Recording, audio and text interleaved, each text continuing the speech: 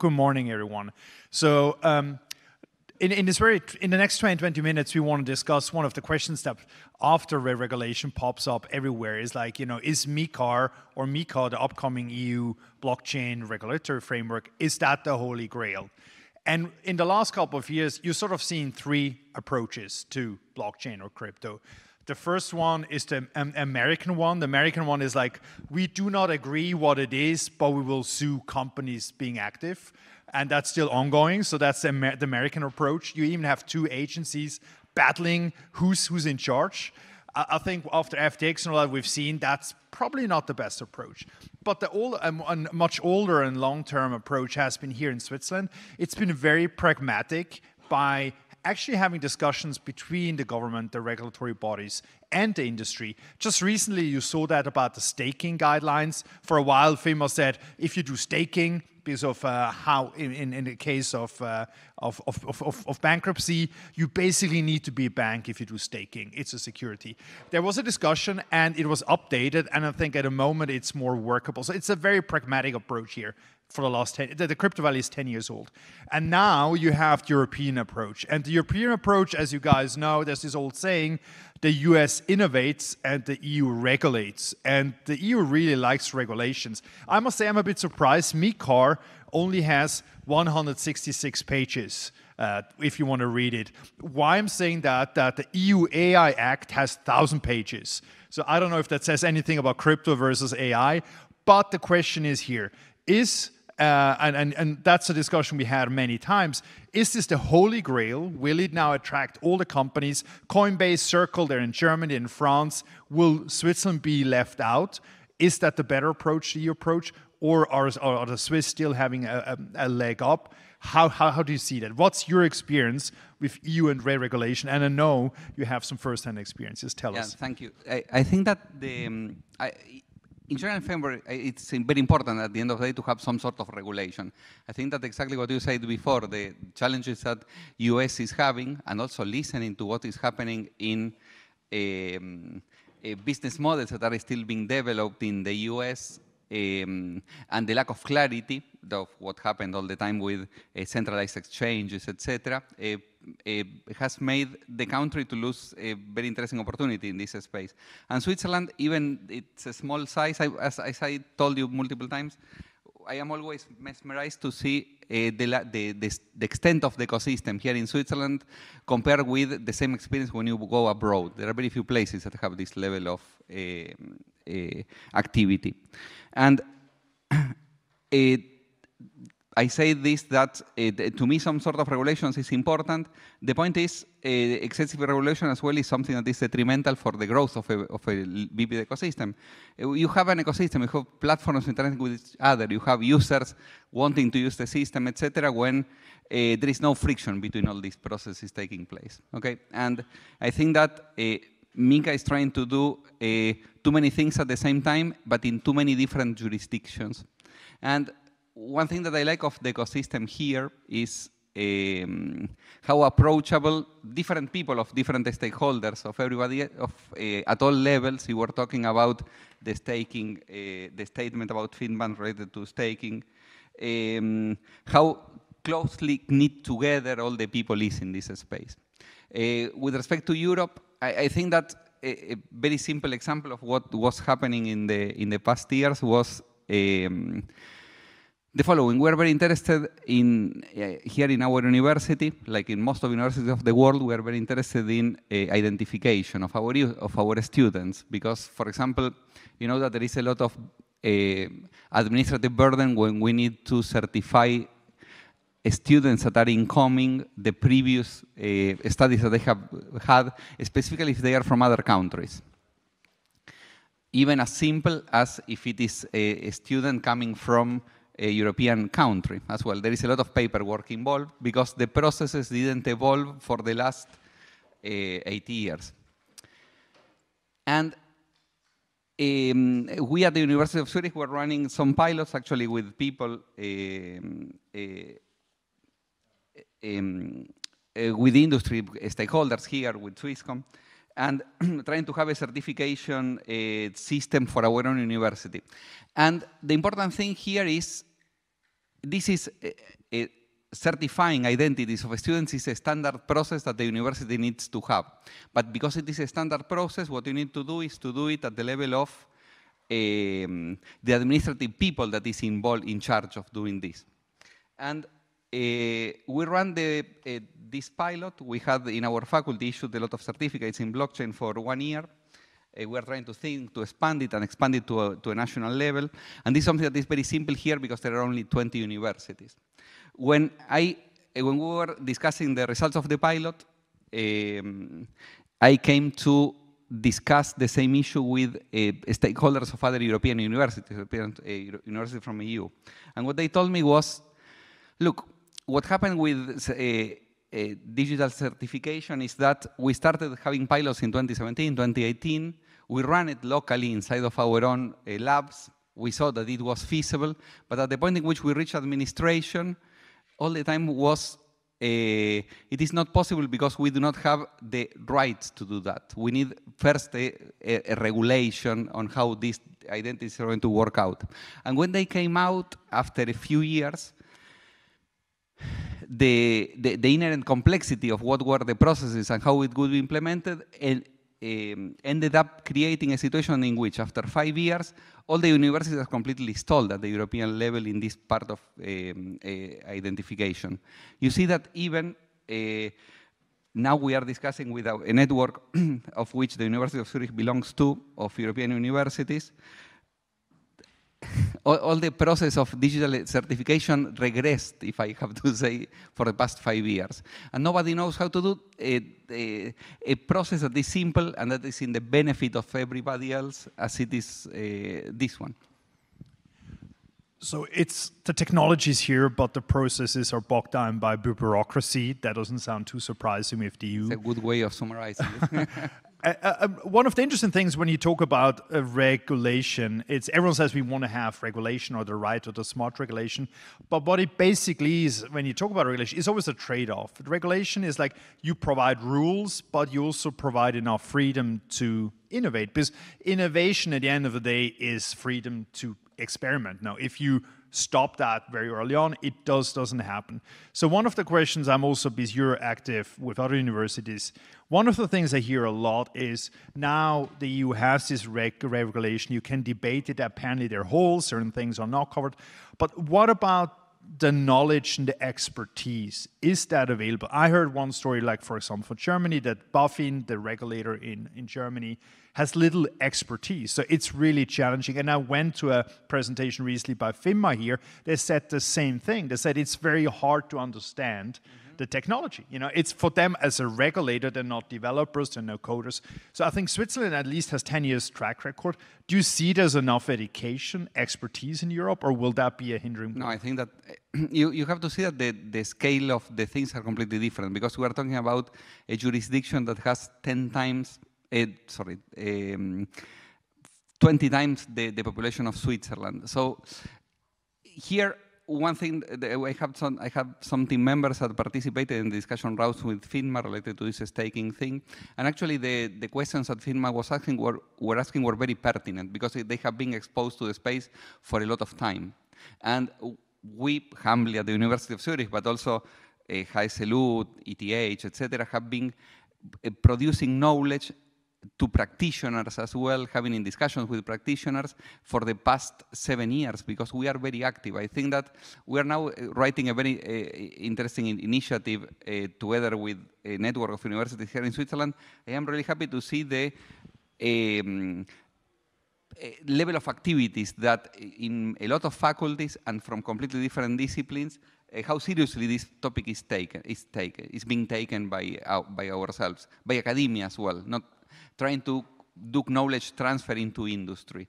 And this is something that I am a little bit biased here, but if I have to see how the same groups react or behave in other places of the world, in other jurisdictions, they are much more marginal to the discussion also with the stakeholders. And this is what you are asking now. I think that here there is a nurturing of the ecosystem, but also of government and regulators, in which they are really trying to acquire the knowledge that is important in order to foster the acceleration of the ecosystem. And that's interesting because recently FINMA, if you want to read that, they published their annual report and they talk about crypto, among other things. And they say whenever they have fintech applications, it takes them on average 2 months to respond, on average. Maybe some of you have had different experiences, but it's quite responsive. And I heard different numbers. If you want to try this in Germany or in France, you can multiply those months by 3, 4, 5 times. So it's quite a fast, and a lot of that has to do that they have been exposed to many things.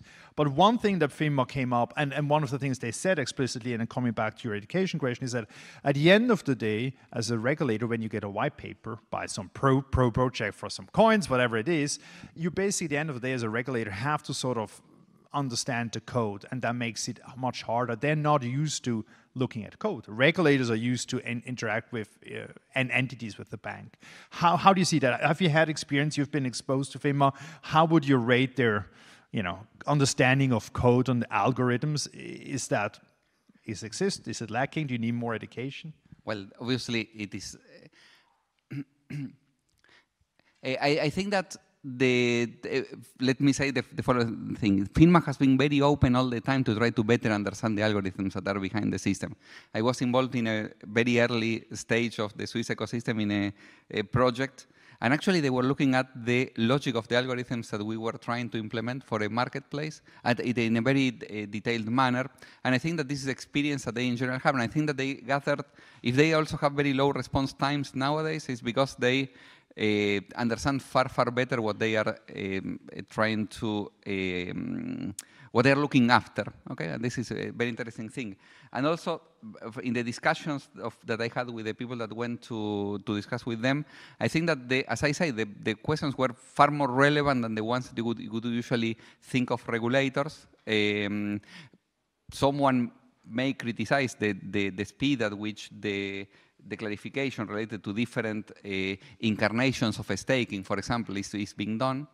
But that's a completely marginal thing. I think that the steps are going to the right direction, also bringing clarity to the space constantly, and they are acquiring the knowledge. And I would say that it's not only FINMA. If you talk to the people from SNB as well, they know very well what all these systems are about and which are the potentials that they also bring to them. One of the, I think, standout features of the Swiss regulation, the Swiss actually legal framework, is it's often very pragmatic, it's business friendly, and it's based on dialogue. Like I'm involved with one company and that is getting a license, and you can have an exchange with FINMA. You get a response, you get feedback.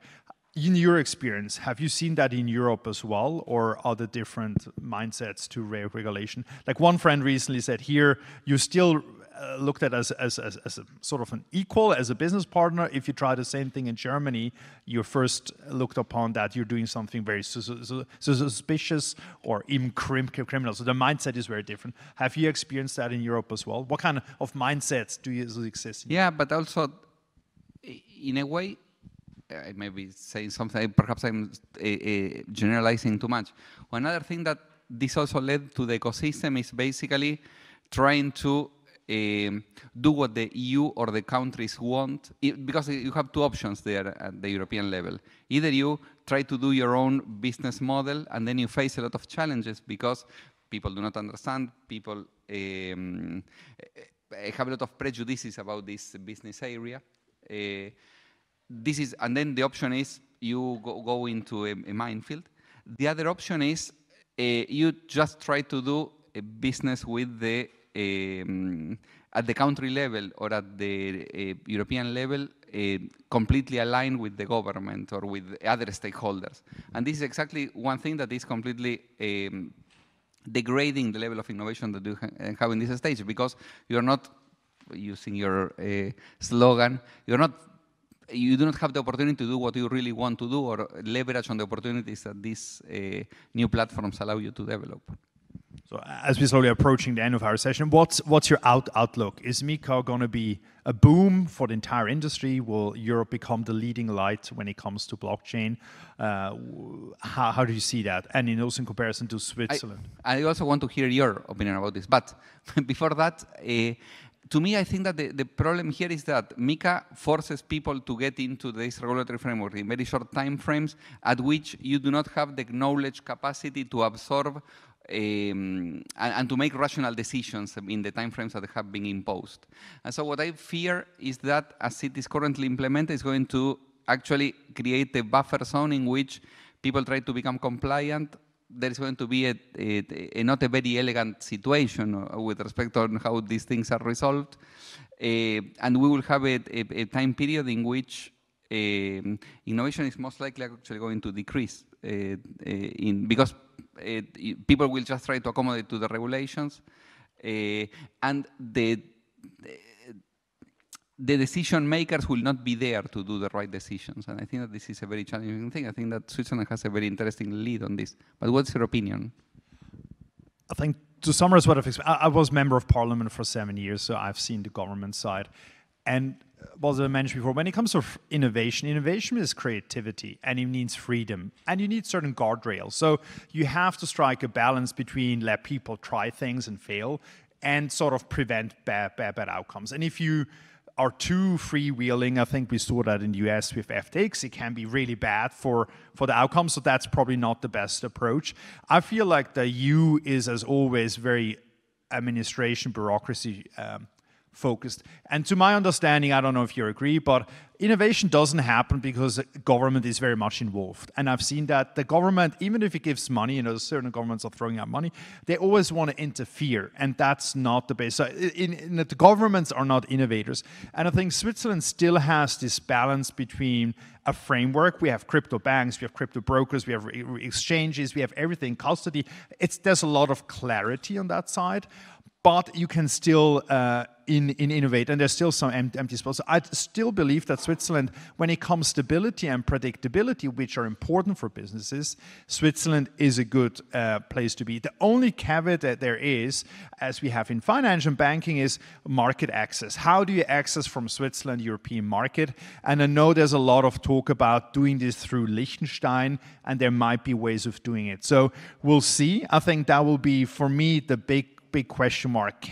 Will Switzerland be shut out from the European market? Will it be so strictly enforced, or will we have access? And the ecosystem here is still very strong. And I know that predictability is attractive. There's a few companies who are still looking at Switzerland. And to finish, and also I'm happy to be here at the university, because of the developing talent and the research being done. This is really appreciated on a global scale because it's about knowledge and expertise. So we'll see. Fantastic. Thank you very much, Alex. A pleasure talking to you. Thank you. Thank you so much.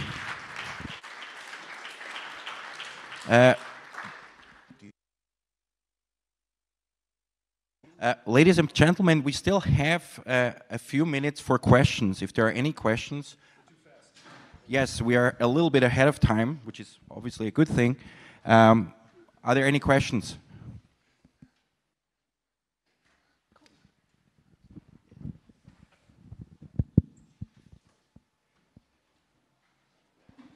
Sorry for that. We are a bit short on microphones. Thank you very much. Thanks for a great conversation. The question's around a comparison of regulation across different jurisdictions. If you can compare EU, UK, Switzerland, the MENAs, UAE, US, Singapore, where would you start a company today if you're starting a startup? No, I can answer in two jurisdictions. Singapore, I know very well. Since Lunaterra, crypto's dead. I think that's a very short and brutal summary, and that's just the case. And it's a good showcase what happens if there's a big fallout. The government didn't like that. They were in the press. Singapore government doesn't like that. And their own citizens were impacted. And the interesting bit, I think we have a lot of discussion nowadays about Dubai. I was recently the first time. But the interesting thing about Dubai, yes, you can get easily licensed. It's interesting. It's good to start up. It's a really thriving ecosystem. But they have the same problem as we just discussed. They have like 20 plus free trade zones. Some licenses are just for one free trade zone. Some are in the region. So it's a very small market. So obviously it has attracted a lot, but the audience or the client base is still very small. So I think Dubai is still faced by the same problem we have. Where are the big consumers? And that's obviously Asia. So I think obviously it attracts a lot of attention. And on the US, as I said before, I see a lot of companies trying to leave the US because it's just very, very unfriendly. Because it's just a lack of clarity. And again, it's a good showcase that for a business, that's actually the worst. If you have bad rules, okay, but if you have no rules, and I mean, just look at SEC now got the permission to go after Coinbase because of the staking. I mean, this is terrible. You know, it's insane what's happening. So that's my take on those three regions. I don't know if you want to add on.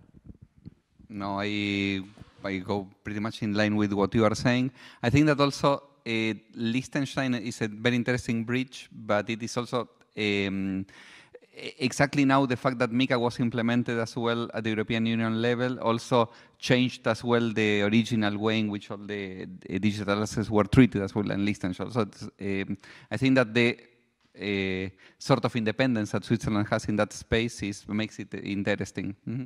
Yeah. Maybe just add on one interesting question is where do you go in the EU? You know, it's sort of you can go to Germany, to France, and one of the recent countries that popped up is interesting is Austria. That seems to be some people perceive that's the most crypto friendly or understanding of the crypto industry. But I'm interested to hear if anyone has views on that. Please. First of all, thank you very much for your presentation. It's great to be here, and thank you for the conference. My question is about, I mean, it involves a little bit doubt to the negative approach to European regulation because MiCAR is more institution, I mean, service provider company focused regulation.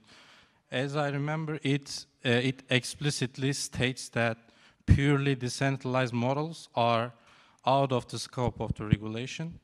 And when we look at the structure of MiCAR, markets in crypto asset regulation, it is a kind of identical, not identical, but similar copy of the markets, the directive of markets in financial instruments. So basically, it regulates similar institutions who act in crypto industry. So my question is that if we put aside libertarian propaganda, do you think that regulating third parties or regulating crypto asset service providers a good idea?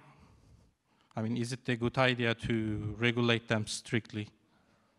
Thank you. If I understand right, what I would say is I think this shows a problem of doing a too targeted regulation. I think that the pragmatic approach to the regulation is exactly what you want to do, that covers more general cases.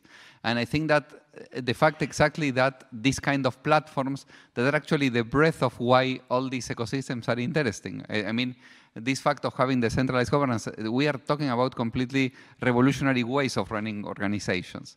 And we are still sticking or some regulators are sticking themselves to traditional models, shows the short-sightedness and the problem of trying to be excessively tight on which are the mechanisms in which the conditions under which people can operate or platforms can operate, and it's also a lack of understanding of what these technologies enables. Maybe just a very basic observation. I've been in crypto for many years, so almost, I don't know, 80 years. And one of the conundrums of this decentralization debate is it really goes against whatever the government believes in. Because if I get up now and just punch you in the face and break your nose, someone will call the police and say, hey, I did an action against you. So how we live in our society is someone takes an action, you're responsible for the action. So all the regulation, or actually criminal law, all sorts of law, is what kind of actions do people do? So the idea of there is no one or a very vague group of people taking actions really goes against whatever the government is believing in, what you call DAO or DeFi, whatever. And FEMA recently said, you know, from a legal perspective, they have to regulate entities and entities that are run by someone that can be held accountable. So the moment you go into this DAO discussion, it just doesn't reflect. It's not that FEMA doesn't want to do it. They just by law they can't. And I think that's a conundrum that will exist because it goes against the basic principles how we live in. Having said that, I've been in this industry and even a former politician. I like this discussion a lot because I like to call it, you have to poke the bear every now and then and just get this discussion going. I don't know if I want to live in a world of DAOs, I'm not sure. But the idea and the discussions and the thoughts about that is very refreshing. And I think Switzerland has those discussions. And I think it will stay with us for a couple of years. There's no quick solution. One of the answers FINMA always said when they recently did this DeFi panel said, we have to stick to what the law says. If you want to have DAOs or more decentralized, or you have to talk to the law, to the lawmaker, to parliament. You have to convince politicians that this is a good idea. It's not a regulatory topic, but it's a wonderful discussions to have. And as a person who likes liberal ideas, one should poke the bear or the government in a friendly way.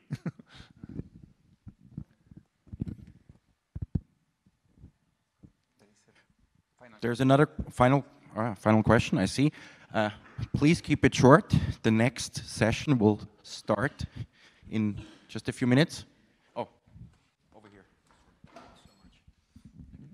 Well, thank you so much for this talk. I would like to follow up on the political issues, which is basically, as you mentioned, we have to convince politicians to be like crypto-friendly somehow. How do you see the landscape regarding like political lobby, maybe blockchain interest in some parties or candidates? Like, do you think we will see in the future stuff like the blockchain party of stuff like that? I mean, there used to be a private party and pirates party, and it was run by Alex Roussel. He's one of the key figures in the Bitcoin community, if you follow him in Telegram. So there has been approaches like that. I mean, I think what happened with the ICO guideline and also the DLT framework, we had this unique opportunity where there was a lot of enthusiasm about innovation, and the parliament passed that law without any opposition, which was amazing. Having said that, there's a Swiss Blockchain Federation, a lobbying group, there's a parliamentarian group about digital assets. What I have seen, I don't think you see that everywhere, I think the bandwagon has moved on to AI. When you talk to politicians, that's what they're worrying about at the moment or think about. And sort of crypto and blockchain has been a bit, toned down. So at the moment, I can't see a party like that happening and anytime soon. And last but not least, I think it's what I've seen is in Switzerland, you can have those open debates. There's different party members that are open to it, but it's a very tricky topic for politicians. I've been in this space for many years, so I'm claiming I understand a little bit. I'm not claiming I understand it. I'm not a developer. But those discussions are very tough for politicians, and AI is as tough as crypto. So making those topics available to politicians is also an educational benefit. I think something for the universities. Yeah, the only thing that I would say is related to this idea is the problem is having the full platform for such a political organization as well. It's very difficult. I think that this is only one angle. I think that either you... It's the difficulty of trying to completely change a system from within. Okay, and that's why my conundrum appears as well.